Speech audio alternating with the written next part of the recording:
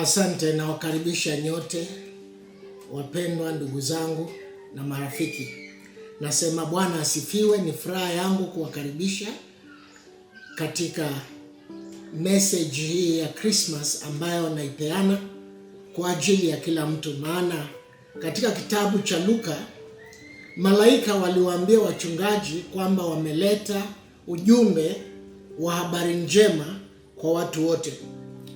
Nashukuru Mungu kwa sababu habari njema waliopewa wakati huo bado ni habari njema kwa ajili ya siku ya leo.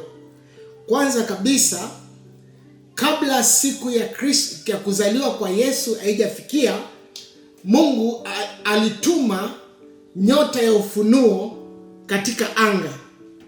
Kuna nyota ya ufunuo ilitembea katika anga kwa kipindi cha kama miezi mitatu hivi au zaidi, kipindi kirefu.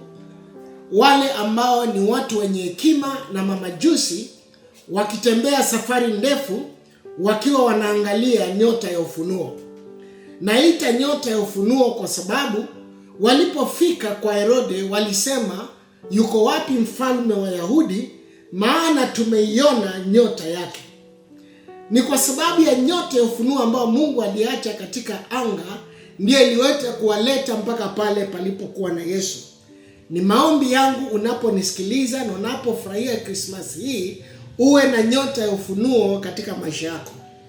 Jambo la pili Mungu ambalo alifanya ni kwamba kulikuwa na malaika kule mbinguni ambao usiku wa Yesu kuzaliwa walikuja wakapiga praise moja kali sana. Na hiyo praise ya malaika haikupigiwa watu wa maalum, ilipigiwa watu wa kawaida ambao walikuwa ni wachungaji. Mara nyingi katika dunia mtu anaweza kukudharau na kukupuuza, lakini Mungu hawezi kumpuuza mtu.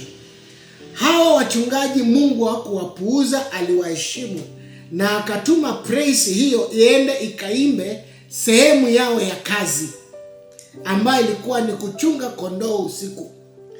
Ikaja ibada pale ulipo.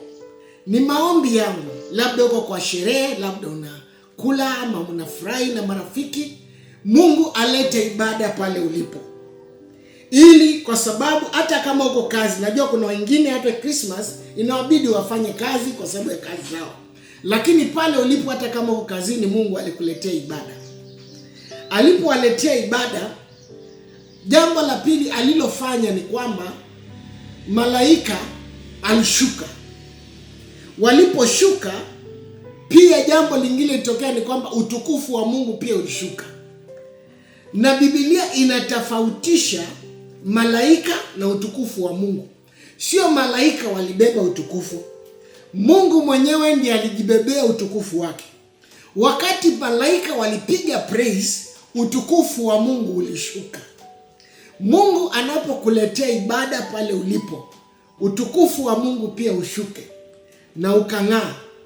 Ulipong'aa, kwa kawaida ya mwanadamu yeyote, wakati ukuu wa Mungu unaridhirika kwa namna hii, ile Kiingereza tunaita manifestation, wakati mwingine wanafikiri ni kama Mungu amekuja kwa ajili ya kuhukumu.